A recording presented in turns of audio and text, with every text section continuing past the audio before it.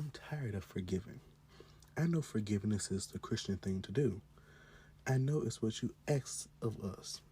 But I'm tired. I'm tired of being the bigger person, the one who's always turned the other cheek, the one who's pretending certain wounds don't still bleed. You know, let's talk about the exhaustion that comes with forgiveness, the part nobody preaches about. Forgiveness sounds holy until you have to do it over and over and over and over again until that same person hurts you in the same way and then gives you the same apology and the same behavior right behind it. And you start to wonder, am I forgiving or enabling? Am I healing or just hiding the hurt? Am I being Christ like or just being used? Here's the thing. One thing about me, I can hold a grudge. I really can. Like you did something to me back in 2019 or 2017. Maybe it's 2026 now. That grudge is still being held, whatever. I'm still holding on because one thing about me, I'm never going to forget what you did, and I think people need to realize that just because time moves on, don't mean that maybe they forgot about it. No, I didn't forget about it. I didn't forget. I didn't forgive you, but I didn't forget. Sometimes I'll hold a grudge. Sometimes I just let it go and make you think that, oh, I forgot about it, but I have not forgot about it. I will never forget how you did me. And people will sit there and be like, oh, well, you should forgive. You should forgive. That's the Christian thing to do. At some point, I'm not thinking like a Christian. I'm thinking like a human being, thinking like a person with feelings. Like, I'm not forgiving this person for doing me like this because you know you were wrong. And I feel like now,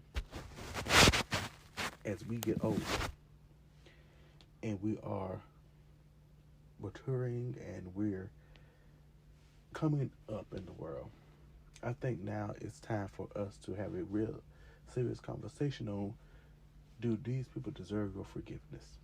But one thing about forgiveness, my grandma mom always used to tell me, said, when you're forgiving somebody, you're not forgiving them because you're forgiving them. You're forgiving them for yourself. When you are forgiving someone, it's not for them.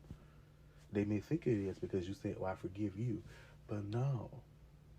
When you forgiving someone, it's not for them. It's for you. And I think that a lot of people, we want to forgive people for doing us wrong, for hurting us, for stabbing us in the back, for doing all that to us, being Judases. But I think it's part, the part that they played in your life, whether it's a friend, a parent, or whoever, the part that they played in your life, and you're sitting there talking about, well, you know what, should I forgive them? And it's like, how can I forgive them when they were supposed to be my friend or my parent or this, that, and third? They were supposed to love me, and then they did this. And nobody talks about the part where forgiveness feels like a burden instead of a breakthrough. Forgiveness is beautiful. It really is, but it's also heavy. Let's be real. Some wounds don't heal with one prayer. Believe me, I know all about it. Some betrayals won't fade just by one scripture. Some hurts don't disappear because you said, I forgive you. And the hardest part about it is you still feel guilty for feeling it. Guilty for being angry. Guilty for not bouncing back fast enough. Guilty for being human. But forgiveness doesn't erase the memory. Forgiveness doesn't cancel the pain. Forgiveness doesn't mean you're okay. It means you're trying. And that's holy too. Trying is holy as well. And I'm trying to forgive people, like, for real. Like, I'm trying to forgive, but it's like, why should I forgive you? Hmm?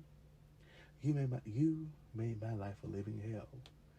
You did this to me. You did that to me. You played in my face, thinking, "Oh, I'm good with you, me. You cool, but I like you now." And the next thing you know, you playing in my face like I'm Monopoly. And it's like, what's the point? What was the point of doing all of that? For what? Like, you feel good about yourself? Like, you happy with yourself?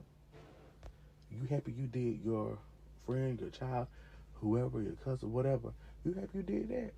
You happy that you did that to me? And you think I'm just supposed to sit up here and forgive you? You think I'm supposed to just act like everything is all berries and cream, and rainbows and sunshines and bluebirds and all that? You think everything is supposed to be okay because what? We're a family. We were friends. No, because one thing about me, blood don't mean nothing to me. At this point, blood don't mean nothing. We got the same blood. I can still sit up here and say you're not my family. I choose who I want my family to be.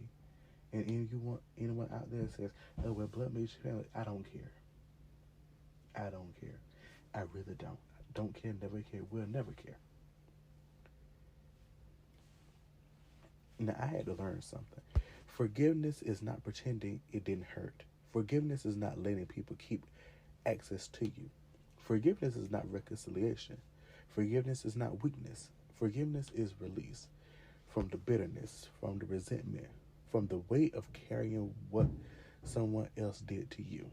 Forgiveness is freedom, and freedom takes time, and God is patient with your process. You can still forgive someone and still protect your peace. You can forgive someone and still create distance. You can still forgive someone and still not trust them the same way again. You know, I love why I said you can forgive someone and still protect your peace. Because baby, I'm protecting my peace at this point. Like, I think I have closed myself off to everything now. Like, I used to be open. Oh, hello, all that he ha ha, smiling people's face and everything. But people will show you who they are. And what Maya Angelou said: if someone shows you who they are, believe them. I mean, okay, I didn't have to do Maya, but still, that's what Maya said. Maya said, someone shows you who they are, believe them. And baby, I'm sure believing. I'm sure believing. Because one thing about it, you can sit there and be the bestest friends with somebody. You can be the best son, the best daughter, the best this, that, and third. But people will always find a way to crush your spirit. People will always find a way to hurt you. And then they will come back around once you have grown up and everything. But you're still my son, or you're still my daughter. No. And that's just speaking from anybody's perspective. Because we see it all the time on social media where parents, they'll tell their kids, well, I still did this for you. Okay, you're the parent. That's what you're supposed to do. Get it correct. But I think now that I've grown up and I'm in my early 20s, I'm seeing the world differently than what I did when I was a teen. Because, as a teen, you were still making like a lot of stupid decisions, hanging with the wrong crowd, hanging with people that was backstabbing you like no other. And I'm like, well, you know what? When I look back at my life, I'm like, I was making some dumb decisions. But I can always forgive myself for making those decisions. So thank you for listening to this episode of the Christian J Show. And if you're having a hard time with forgiving, just know God isn't asking you to pretend you're not hurt. He's asking you to hand him the hurt. Because forgiveness isn't about excusing them. It's about freeing you. And sometimes the most honest prayer is, God, help me forgive, because I don't have the strength to do it on my own. And God sees the effort you don't talk about. He sees the tears behind the forgiveness. He sees the strength it takes to let go when holding on is easier. And forgiveness doesn't make you weak. It makes you free. And freedom is worth the process. So thank you.